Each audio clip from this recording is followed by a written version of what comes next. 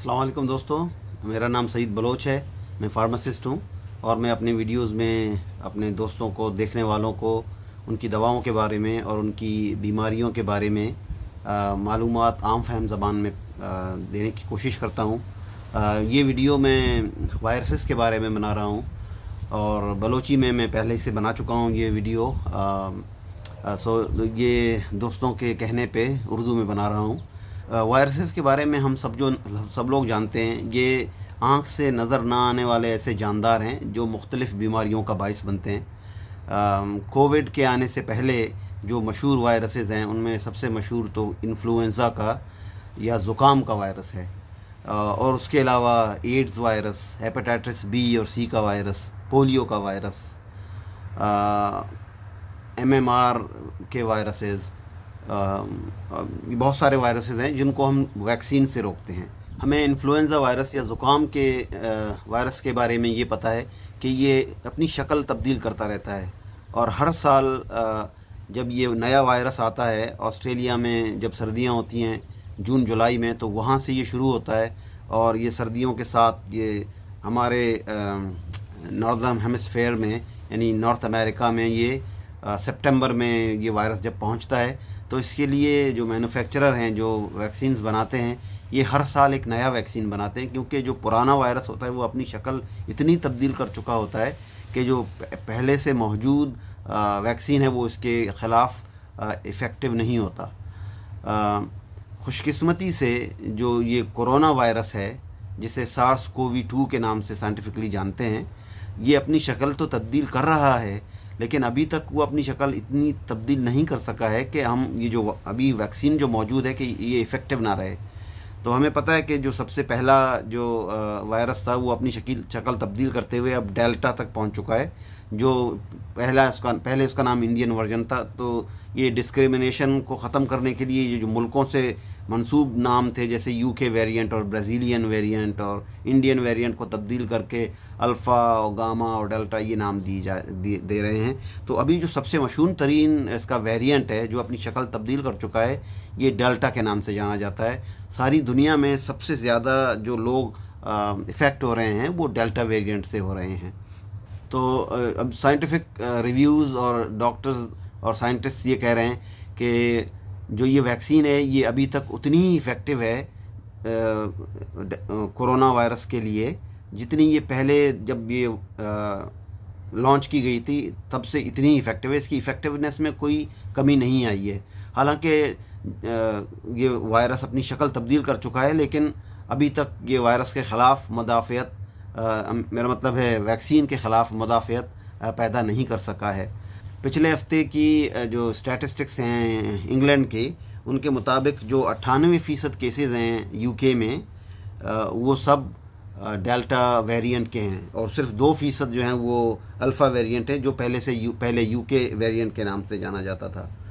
और कुछ जो हैं वो बीटा वेरिएंट हैं जो साउथ अफ्रीकन वेरिएंट के नाम से भी जाना जाता है।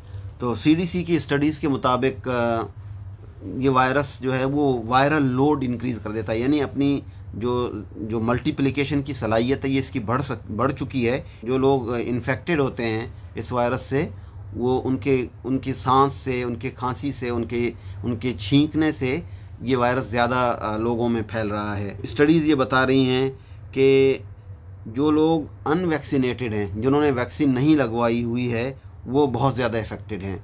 अलबामा एक स्टेट है US में, उसमें जितने भी लोग हस्पताल में दाखिल हैं 100% वो सारे अनवैक्सीनेटेड हैं, जिनको कोई वैक्सीन की डोज़ नहीं लगी है।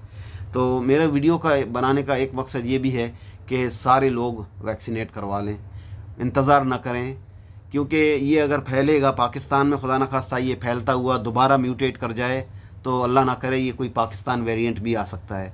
और ख़ुदा ना करे ये वायरस ऐसे भी तब्दील हो सकता है, क्योंकि मेडिकल साइंस को अभी तक ये नहीं पता, हो सकता है ये ऐसा एक वेरिएंट आ जाए जिसके ख़िलाफ़ ये वैक्सीन नाकारा हो। तो उससे पहले कि हम उस स्टेज तक पहुँचें, हमें चाहिए कि ख़ुद को, अपने आप को, अपने दोस्त अहबाब को, सब लोगों को जो हुकूमत की अप्रूव्ड वैक्सीन्स हैं वो लगवा लें बराए मेहरबानी। जहाँ तक साइड इफ़ेक्ट्स का ताल्लुक़ है कोई सी भी दवाई, जो सबसे ज़्यादा इस्तेमाल की जाने वाली दवाई पैरासीटामोल, जिसके अंदर एसिटामिनोफेन है, जो मुख्तलिफ़ नामों से सारी दुनिया में पैनाडोल, पैरासीटामोल, टाइलेनॉल के नाम से मिलती है, इसका अगर आप लीफलेट उठाएं तो सबसे पहले आता है कि ये आपके जिगर को मुतासिर करता है। It's a liver toxin.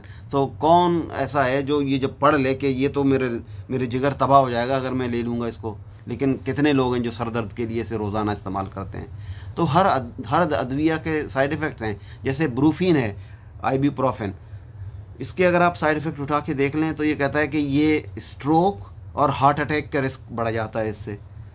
तो एज अ फार्मासिस्ट हम इन चीज़ों को रोज़ाना देखते हैं, और हम रोज़ाना, और हमारी ये रिस्पॉन्सिबिलिटी है कि हम हर मरीज़ को जो हम काउंसिल करते हैं, उसकी दवाई अद्वियात के बारे में बताते हैं, हम उसे ये बताएं कि ये जो दवाई है इससे ये रिस्क है। जैसे सेलिब्रेक्स एक दवाई है, उससे हार्ट अटैक और स्ट्रोक का रिस्क बढ़ जाता है, क्योंकि इससे पुरानी जो ड्रग थी वायोक्स के नाम से, उससे ये रिस्क बढ़ गए थे, वो मार्केट से उठा ली गई थी। तो अब ये सेलिब्रेक्स को आए हुए 10 साल से ऊपर हो चुके हैं, और ये अब एज ए जेनेरिक, यानी ब्रांड नेम से भी मिलती है, लेकिन जेनेरिक भी इसके अवेलेबल हैं जो सस्ते होते हैं बनिस्बत ब्रांड नेम के। तो ये जो साइड इफ़ेक्ट लिंक है, ये हर दवाई को आप अगर उठाएंगे तो उसके साथ ये लिंक होती है। हेल्थ प्रोफेशनल्स का और डॉक्टर का काम ये होता है कि वो देखें कि आया इस साइड इफ़ेक्ट से इस मरीज़ के नुकसानात ज़्यादा होंगे इसको, या इससे फ़ायदा ज़्यादा होगा।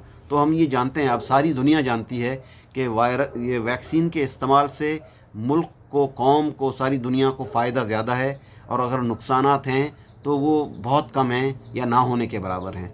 जैसे व्हाट्सएप में एक वायरल पोस्ट है कि एक नोबल प्राइज़ विनर डॉक्टर कहता है कि 2 साल के अंदर जिन लोगों ने वैक्सीन लगाई हुई है वो सारे मर जाएंगे। तो इसका मतलब है कनाडा में तो 80% लोग मर जाएंगे, और जिन्होंने एक वैक्सीन लगाई हुई है, जिनके 2 डोजेज़ लग चुके हैं वो तकरीबन 67-68% हो चुके हैं। तो इनका टारगेट ये है कि ये अपनी 100% आबादी को वैक्सीन लगवा लें। तो मेरी ये दरख्वास्त है अपने सारे भाइयों, दोस्तों और देखने वालों से कि ये वैक्सीन लगाने को डिले ना करें। और मैं आपको कोविड के अलामात भी बताना चाह रहा था। जो डेल्टा वेरिएंट है उसके जो अलामात हैं वो ज़्यादातर नाक का बंद होना या बहना, और दस्त और गला ख़राब होना, और सर दर्द जो ना जाए, उसके अलावा जिस्म में थकावट और दुखना मसल्स का, और मतली और कै का आना, ये डेल्टा वेरिएंट के मेन सिम्टम्स हैं। और उसके अलावा जो कोविड के सिम्टम हैं वो बुखार 100 से ज़्यादा, खांसी, और उसके अलावा सांस में तकलीफ़। ये जो कोविड की जो पहली लेयर आई थी, ये उसके सारे साइड इफ़ेक्ट्स हैं। उसके अलावा और भी बहुत सारे हैं, जैसे ये मैंने आपको बताया, नाक का बंद होना या नाक का बहना, गले का ख़राब होना, और एक जो शुरू में जो सिम्टम आए थे उनमें ये था कि आपका मुंह का जायका, यानी आप खाने का वो जायका महसूस नहीं कर सकते, और जो स्मेल की जो सलाहियत है वो कम हो जाती है। ये शुरू के साइड इफ़ेक्ट्स थे। अगर किसी को ये ख़दशा हो कि उसे कोविड हो गया है तो सबसे बेहतर तो ये है कि वो सेल्फ़ आइसोलेट करे और अपने डॉक्टर से रब्ता करे, और उसके कहने पे जो आगे वो डॉक्टर जो आपको मशवरा देता है उस पर पूरा अमल करें। मास्क पहनें, बाहर सिर्फ़ अपनी ज़रूरत के लिए जाएं, और अगर जाएं तो जल्द अज जल्द अपना काम पूरा करें, और 6 फीट का अगर आप फ़ासला रखें तो बहुत बेहतर है। अगर ये फ़ासला आप ना रख सकें तो आपको ये चाहिए कि 2 मास्क पहनें, ताकि जो डेल्टा वेरिएंट जो इतनी तेज़ी से फैल रहा है, इसका फैलना हमारे मुल्क में रुक जाए। मैं आपको कोविड के सिम्टम बताना भी चाहता हूँ। जो आम सिम्टम्स हैं, जो डेल्टा वायरस इन्फेक्शन जो शुरू में आया था उसमें बुखार 100 से ज़्यादा और मुस्तकिल, जो दवाइयों से चला जाए और फिर आ जाए, खांसी, मुस्तकिल खांसी, और उसके अलावा सीने में सांस की शिकायत या सांस का भरना आना, और सीटियों की आवाज़ सीने में, जिसे वीजिंग भी कहते हैं। उसके अलावा गला ख़राब होना या नाक का बहना या नाक का बंद हो जाना, और उसके अलावा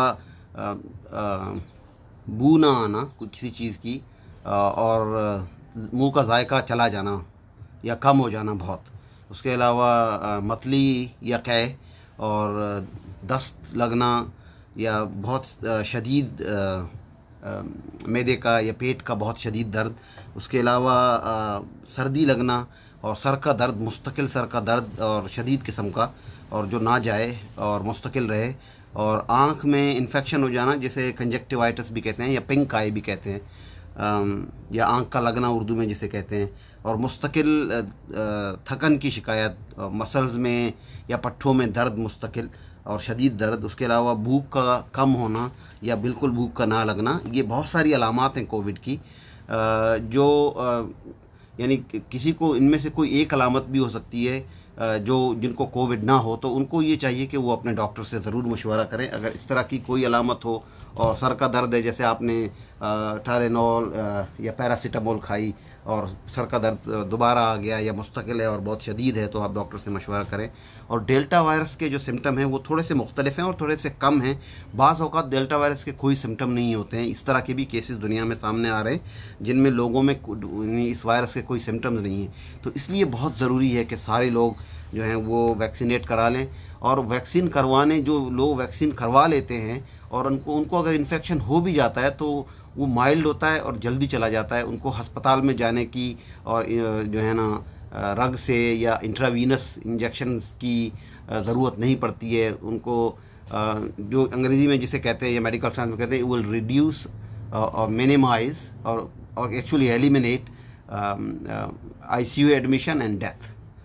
ये वैक्सीन की बड़ी इफ़ादियत है, जिसकी वजह से सारी दुनिया के डॉक्टर कंसिस्टेंटली ये कह रहे हैं कि सारी दुनिया के लोगों को जल्द अज जल्द वैक्सीन करवा लेना चाहिए, जो उनकी हुकूमत उनको रेकमेंड कर रही है।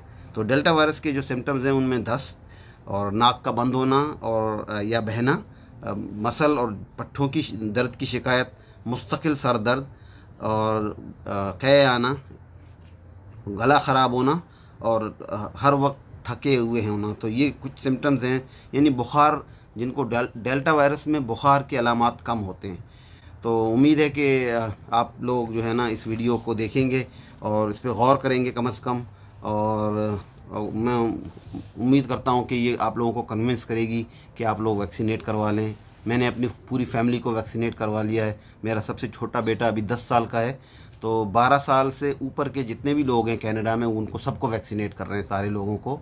जबकि यूके में ये उम्र 18 साल है और उससे ऊपर, या जो 18 साल से कम और 12 साल के दरमियान के लोग जो ज़्यादा रिस्क पे हैं, यानी जो इस तरह की अद्वियात पे हैं या इस तरह की बीमारियां हैं उनको, जो उनको उनकी रिस्क बढ़ा देता है, तो उनको भी वो लोग वैक्सीनेट कर रहे हैं। लेकिन हेल्थ कनाडा ने यहाँ पे 12 साल से ऊपर के जितने लोग हैं उन सबको वैक्सीनेट करवाने के लिए रेकमेंड किया हुआ है, अनलेस डॉक्टर देखे और कहे कि इसको वैक्सीनेट नहीं करवाना चाहिए। तो उम्मीद करता हूँ कि आप लोग इसको इंशाल्लाह इम्प्लीमेंट करेंगे, वैक्सीनेट करवाएंगे अपने आप को, अपने फैमिली वालों को। अस्सलाम वालेकुम।